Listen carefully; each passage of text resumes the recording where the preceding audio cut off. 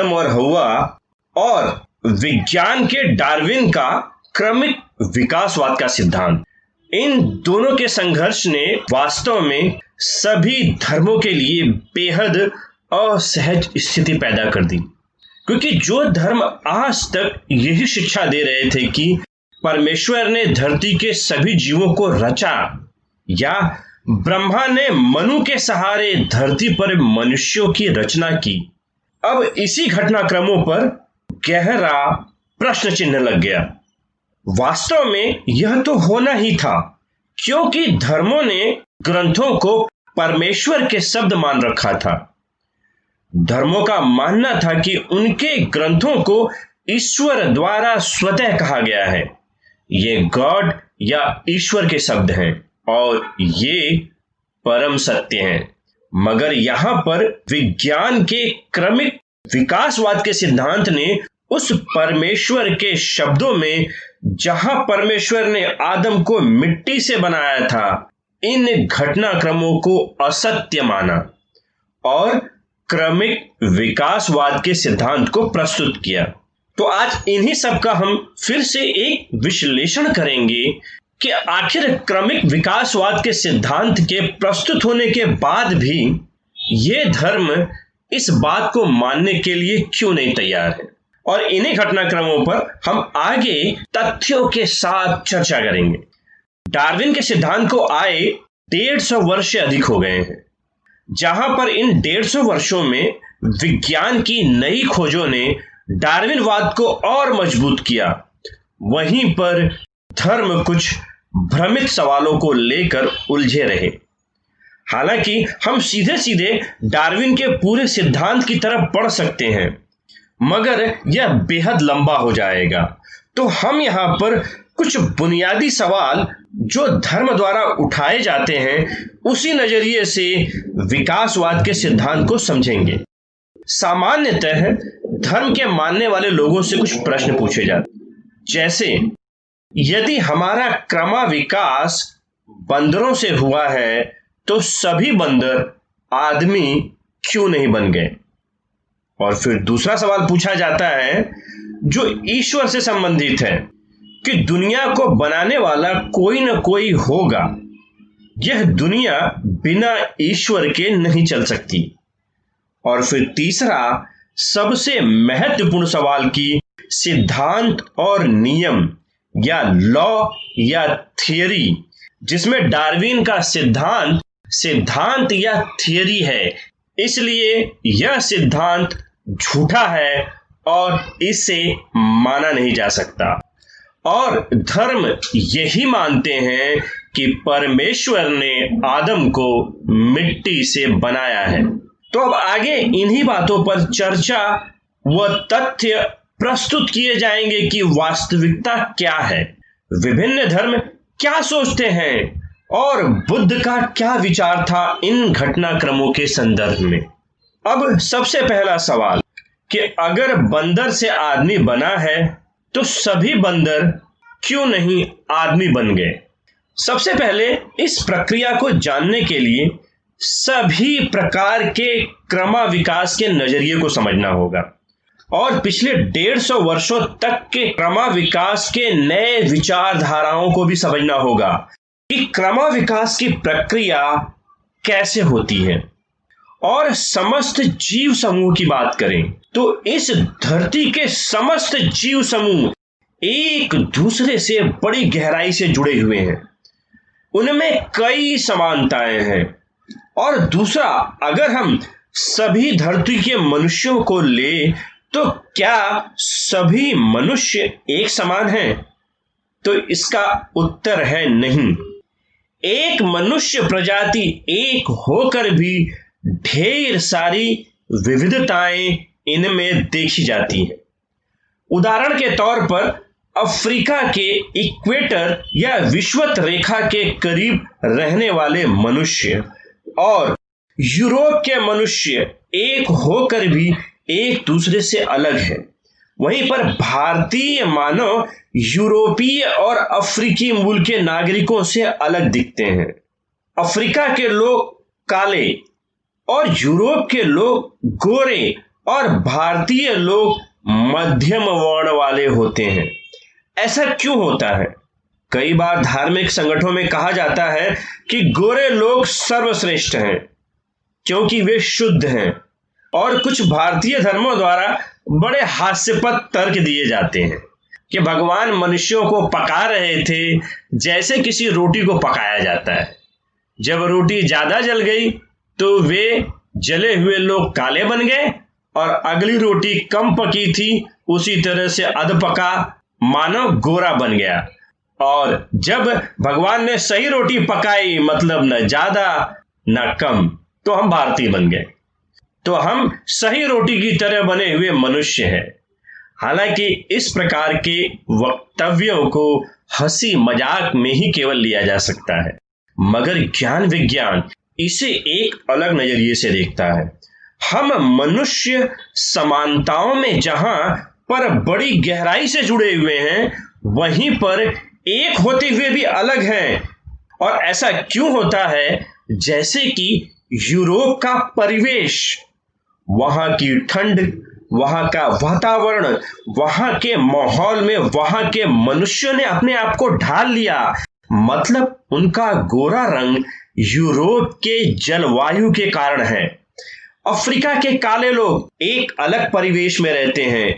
Europe के मुकाबले equator या विषुवत रेखा के पास ज्यादा गर्मी पड़ती है। अफ्रीका की जलवायु यूरोप के मुकाबले काफी अलग है, तो उनकी त्वचा का रंग और उनकी अवस्था वहां के जलवायु के कारण उत्पन्न हुई है। तो इस प्रकार यह घटनाक्रम यह दर्शाता है कि हमारे शरीर में स्थान, जलवायु, परिस्थितियों के अनुसार बदलाव करने की क्षमता होती है, जिस वजह से वहां के अनुरूप अपने आप को ढाल सके। जैसे कि हिमालय के बर्फीली जगहों पर, जहां पर छोटे कद के पहाड़ी क्षेत्रों में रहने वाले लोग ज्यादा अनुकूल होते हैं, वहीं पर हिमालय के बर्फीली क्षेत्रों में अन्य जगहों के लोगों पर बहुत ज्यादा बुरा असर पड़ता है। तो इस प्रकार के ढेर सारे उदाहरण हैं कि हमारा शरीर, जिसमें हमारी त्वचा का रंग, सर के बालों की अवस्था, शरीर की ऊंचाई, आंखों की बनावट जैसी ढेर सारी चीजें परिस्थितियों के अनुसार बदलती हैं, और यही हमारे शरीर में होने वाला बदलाव ही क्रमाविकास का आधार होता है। और हमारा शरीर लगातार परिवेशों से संघर्ष करते उसके अनुकूल ढालने का कार्य करता रहता है, मगर यह प्रक्रिया बेहद धीमी रफ्तार से चलती है। और यही कारण है कि मनुष्य एक प्रजाति होने के बावजूद स्थान व वहां के परिस्थितियों के अनुसार अलग है। और इसी प्रकार का संघर्ष सभी जीवों का बदलते कुदरत या प्रकृति के साथ लगातार चलता रहता है। कहा जाता है कि धरती पर वह प्रजाति जीवित नहीं रहती है जो सबसे ताकतवर होती है, बल्कि वह प्रजाति अपना अस्तित्व बचाने में कामयाब होती है जो परिस्थितियों के अनुसार अपने को लगातार बदलती रहती हैं। और यही बदलाव या परिवर्तन क्रमिक विकास का आधार है। और दूसरा, यह बदलाव या यह विकास, जैसे कि पहले बताया गया था, बेहद धीमी गति से होता है। कहीं पर इसे हजारों, कहीं पर इसे लाखों या करोड़ों साल तक लग जाते हैं। अब इसी क्रमाविकास की प्रक्रिया को कुछ उदाहरणों से समझते हैं। जैसे अफ्रीकी जिराफ की लंबी गर्दन हमेशा से जीव शास्त्रियों के लिए कौतूहल का विषय बनी हुई है, और इस परिवर्तन को अफ्रीका के माहौल और वहां की जलवायु से समझा जा सकता है।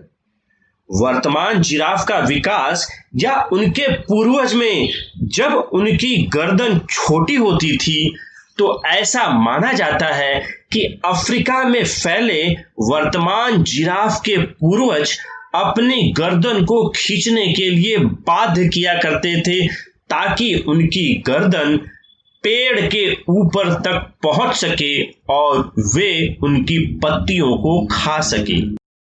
तो इसका यह मतलब नहीं है कि सभी जिराफ के पूर्वजों की गर्दन लंबी हो गई, बल्कि यहाँ पर एक विशेष घटनाक्रम होता है और उसे समझने की बहुत ज्यादा जरूरत है। जब जिराफ के पूर्वज थे, उस समय कुछ जानवर के गर्दन थोड़ा ऊंचे थे, तो वहां पर यह देखा गया कि वे समुचित आहार प्राप्त कर लेते थे, और कुछ जानवर जिनके गर्दन ऊंचे नहीं थे, उनको समुचित आहार नहीं मिल पा रहा था। यहां पर एक बात सबसे विशेष थी कि यह सब एक ही प्रजाति में हो रहा था। जैसा कि हम मनुष्यों में देखते हैं कि कुछ मनुष्य ज्यादा लंबे होते हैं और उनकी लंबाई या कद में उनके बच्चे भी वैसा होते हैं। जैसा कि हम देखते हैं कि माँ बाप के आनुवांशिक गुण बच्चों में आ जाते हैं। तो इस प्रकार उस समय के जिराफ के पूर्वजों में वे जानवर जिनके गर्दन थोड़ा ज्यादा लंबे थे, उनके बच्चों के भी गर्दन ज्यादा लंबे होने लगे, और लंबी गर्दन वाले जिराफों के पूर्वज ज्यादा तेजी से फैलने लगे, और वे जानवर जो अपने आप को नहीं ढाल सके, वे जानवर संख्या में कम होते गए, और इस तरह से वे धीरे धीरे खत्म हो गए। यहाँ पर एक विशेष बात हमें समझने की यह है कि जब यह विकास की प्रक्रिया चलती है, तो उस पूरे समूह या क्षेत्र सभी जगहों में एक साथ एक जैसी नहीं चलती है, मगर यह प्रक्रिया कुछ खास जगहों पर विशेष परिस्थितियों में विशेष झुंड के लिए जिम्मेदार होती है। और जैसे ही ये विकासवाद की प्रक्रिया एक अपना अगला चरण पूरा करती है, तो यह देखा जाता है कि उनके बच्चे भी उसी प्रकार के गुणों से युक्त हो जाते हैं, और एक समूह बड़ी तेजी से फैलता है और वह फलने फूलने लगता है। और इस प्रकार बाकी अफ्रीका में फैले हुए जिराफों के अन्य पूर्वज इस प्रक्रिया को नहीं कर पाए।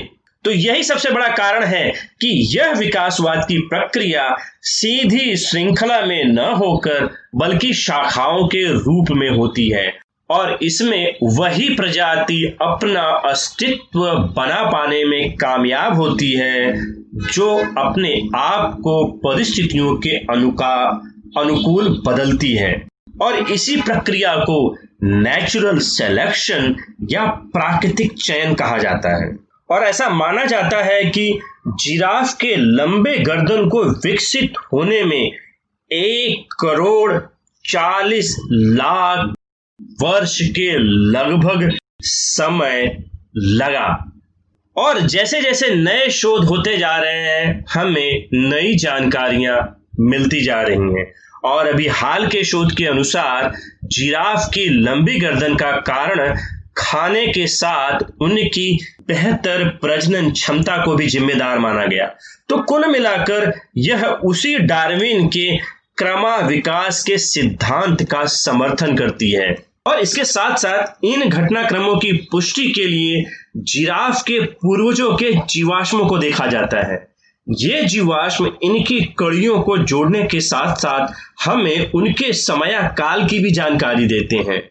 तो इस प्रकार कोई प्रजाति एक साथ में एक तरीके से विकसित नहीं होती है। सबसे पहले बंदर आम बोलचाल की भाषा में बोला जाने वाला वाक्य है, मगर जब हम इस संदर्भ में कह रहे हैं तो इसका अर्थ यही हुआ कि बंदरों जैसे दिखने वाले पूर्वज। और जैसा कि हम इस प्रकार के चित्रों में भी देखते हैं, मगर वास्तविक घटनाक्रमों में विज्ञान द्वारा उपयोग गए शब्दों में बंदरों की जगह प्राइमेट शब्द का इस्तेमाल होता है, यानी बंदरों की तरह दिखने वाले पूर्वजों से ही या प्राइमेट से ही आज के बंदर और मानव दोनों विकसित हुए हैं। तो वैज्ञानिक शब्दों में बंदर शब्द न इस्तेमाल करके प्राइमेट शब्द का इस्तेमाल किया जाता है। और इसे अगर बेहतर तरीके से समझना है कि वास्तव में इनकी स्पीशीज या किस परिवार समूह का हिस्सा है, तो इसे समझने के लिए हमें क्लासिफिकेशन ऑफ ऑर्गेनिज्म या जीवों के वर्गीकरण को बड़ी गहराई से समझना होगा, जिसमें पूरे जीवन जगत को 5 किंगडम में विभाजित किया जाता है, जिसमें किंगडम के बाद phylum, class, family, genus, species आते हैं। और इस वर्गीकरण का मुख्य आधार है डार्विन के विकासवाद का सिद्धांत, जो कि हर एक स्तर पर स्पष्ट करता है कि किस प्रकार से हर एक के स्तर का समूह एक ही पूर्वज से विकसित हुआ है। तो यहाँ पर प्राइमेट्स या कपी या बंदरों जैसे दिखने वाले जीवों से आज के बंदर और मानव दोनों विकसित हुए हैं। तो आज के बंदर हमारे पूर्वज नहीं हैं, बल्कि वे हमारे कजिन या चचेरे भाई भी कहें तो गलत नहीं होगा। मतलब आज के बंदरों का विकास और इंसानों का विकास बंदरों जैसे दिखने वाले उनके पूर्वज, जिन्हें कपी या प्राइमेट्स कहा जा सकता है, उन्हीं से हुआ है। और जैसा कि वैज्ञानिक भाषा में हमारी प्रजाति को होमोसेपियन कहा जाता है और माना जाता है कि हमारे पूर्वजों से लगभग 2 से 3 लाख वर्ष पहले अफ्रीका में विकसित हुई। और ऐसा नहीं है कि धरती पर हम केवल अकेले थे, बल्कि कई लाखों सालों तक हमारा संघर्ष हमारे ही जैसे अन्य मनुष्यों की प्रजाति से चलता रहा, जिसमें सबसे ज्यादा उल्लेखनीय है हमसे सबसे करीबी रूप से जुड़ा हुआ निएंडरथल मनुष्य। हमारी प्रजाति, जिसे होमोसेपियंस कहा जाता है, और निएंडरथल मनुष्यों में लगातार चले संघर्ष में हमारी प्रजाति निएंडरथल मनुष्यों के मुकाबले ज्यादा विकसित हुई और प्रकृति के अनुकूल हुई। और यही कारण हुआ कि हम पूरी दुनिया में विकसित हुए।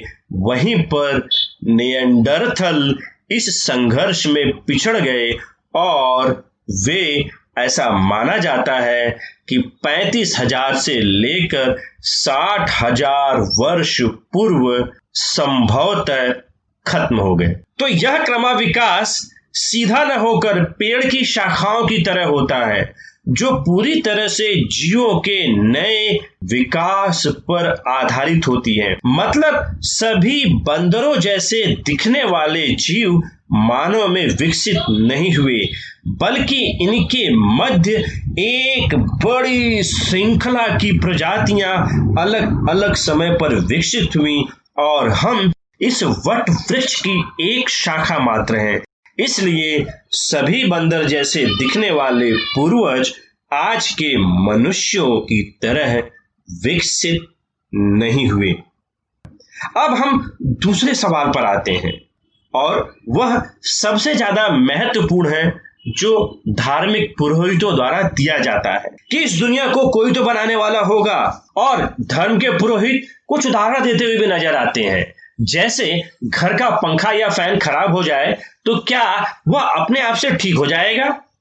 जैसे पंखे को कोई बनाने वाला होता है और फिर उसे अपनी जगह पर टांगना होता है, या पंखा स्वतः नहीं बन जाता है और स्वतः खुद आकर टंग नहीं जाता है, वैसे ही यह सृष्टि खुद नहीं बन सकती।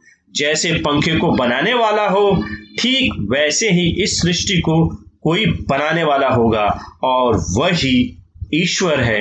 और यह पंखा अगर खराब हो गया तो क्या यह खुद से ठीक होकर चल सकता है?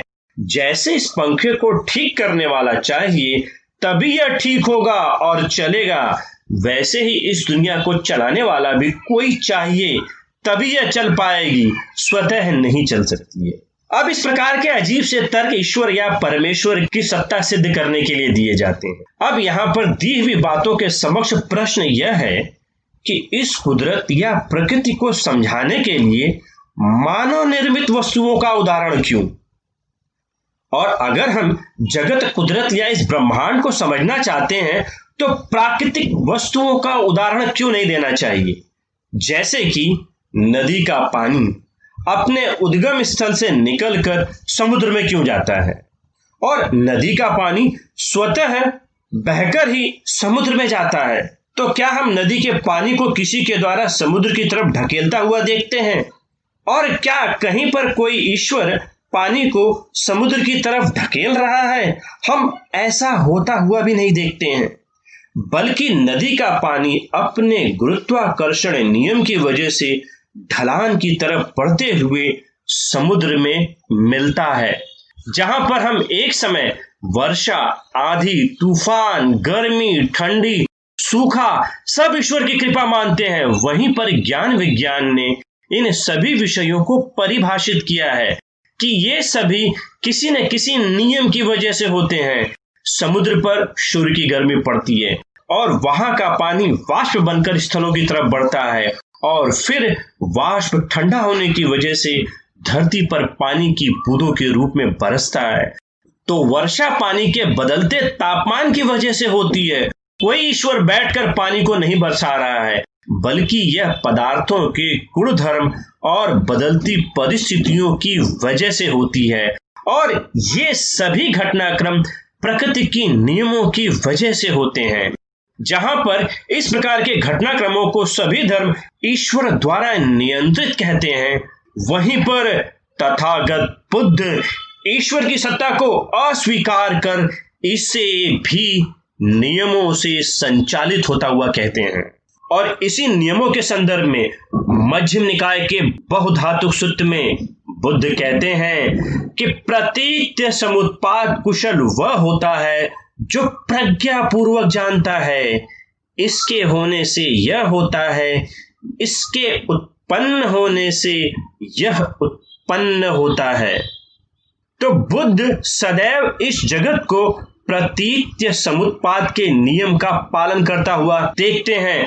जैसा कि बुद्ध ने सृष्टि की रचना ब्रह्मा द्वारा की गई है, इसे प्रमाणों के अभाव में मानने से अस्वीकार कर दिया था।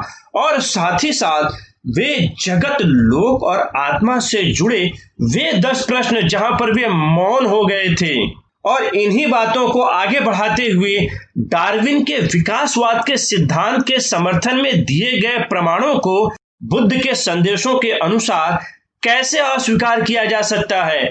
क्योंकि अगर जब कोई बात कही जा रही है और उसके समक्ष में अगर प्रमाण प्रस्तुत किए जा रहे हैं तो उसे स्वीकार करना ही होगा। बुद्ध स्वतः कहते थे, सभी विषय वस्तुएं प्रतीत्य समुत्पन्न है, एक दूसरे से उत्पन्न है, कोई भी स्वतंत्र रूप से उत्पन्न नहीं हो सकता है। जहां पर ब्रह्मा स्वतंत्र रूप से सृष्टि की रचना करते हैं, इसीलिए बुद्ध ब्रह्मा द्वारा सृष्टि को उत्पन्न किया गया है इस विचारधारा का खंडन करते हैं। वहीं पर डार्विन का विकासवाद भी प्रतीत्य समुत्पन्न की ही बात करता है। हर सजीव अपने से पहले की प्रजाति वाली जीव से ही विकसित होता है। किसी भी जीव प्रजाति का स्वतंत्र रूप से उत्पन्न होना संभव ही नहीं हो सकता है। उसके लिए उसका पूर्वज होना चाहिए। प्रतीत्य समुत्पाद या विकासवाद या परिवर्तनवाद को हम एक जैसा कह सकते हैं। तो अब सवाल यह है कि इतने ढेर सारे प्रमाणों के साथ आखिर क्यों डार्विन के सिद्धांत को स्वीकार नहीं किया जाता है? और बुद्ध के समय भी इस प्रकार की भ्रांतियां उपलब्ध थीं। और फिर बुद्ध कहते हैं कि इसे केवल प्रज्ञा के सहारे जाना जा सकता है। और प्रज्ञा भवित करने के लिए बुद्ध विपश्यना की बात करते हैं कि विपश्यना या ध्यान साधना में कोई ईश्वर का ध्यान नहीं लगाया जाता है, बल्कि विपश्यना के सहारे सत्य का ज्ञान प्राप्त किया जाता है। और सत्य का ज्ञान मिलता है कैसे? प्रज्ञा के भवित होने से। और प्रज्ञा भवित करने के लिए बुद्ध दिघ निकाय के महासेनाद सूत्र के खंड में कहते हैं कि समाहित चित्त होकर जब वह व्यक्ति विपश्यना ज्ञान के लिए चित्त नवाता है, यह उसकी प्रज्ञा संपत्ति होती है। और फिर बुद्ध दिघ निकाय के शुभ सूत्र में कहते हैं कि अपने चित्त में विपश्यना ज्ञान से लेकर आश्रव क्षय ज्ञान तक विविध प्रकार के ज्ञान जगाकर प्रज्ञा संपन्न हो जाता है। तो इस प्रकार से बुद्ध के अनुसार विविध प्रकार के सत्य का ज्ञान हमारी बुद्धिमत्ता या प्रज्ञा करती है। जो डार्विन का सिद्धांत प्रस्तुत किया गया है, धर्म के लोग इसे स्वीकार नहीं कर पाते हैं क्योंकि उनमें प्रज्ञा का अभाव होता है और प्रज्ञा विपश्यना से भवित होती है। सही चिंतन मनन से यथार्थ का ज्ञान, सही घटनाक्रमों को घटित होते हुए जानना। और अगर हम देखें तो आज के स्कूलों कॉलेजों में कहीं भी यह नहीं पढ़ाया जाता है कि ब्रह्मा या परमेश्वर ने मिट्टी से आदम या प्रथम पुरुष को बनाया और आदम की पसलियों से हव्वा या प्रथम महिला को बनाया। आप चाहे तो अपने घर के बच्चों के विज्ञान की किताबों को देख सकते हैं, कहीं पर परमेश्वर या ब्रह्मा का वर्णन नहीं मिलता है, बल्कि आप डार्विन के विकासवाद के सिद्धांत को पाएंगे कि डार्विन के सिद्धांत पर आधारित सभी जीव जंतुओं के वर्गीकरण के अध्यायों को हम इन स्कूल की पुस्तकों में बड़े विस्तार से देखते हैं।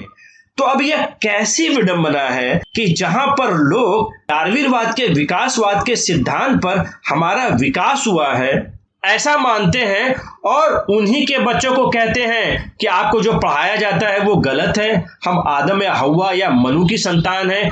तो इस प्रकार का भ्रम होता क्यों है? जहां पर ऐसी धार्मिक मान्यताओं के लिए कोई सबूत या प्रमाण नहीं है, वहीं पर विज्ञान ढेर सारे सबूत और प्रमाण देता है, मगर क्यों हम सत्य के ज्ञान को जान नहीं पाते हैं? और ऐसा इसलिए होता है कि उनमें प्रज्ञा का अभाव होता है, बुद्धिमत्ता अपने निचले स्तर पर होती है।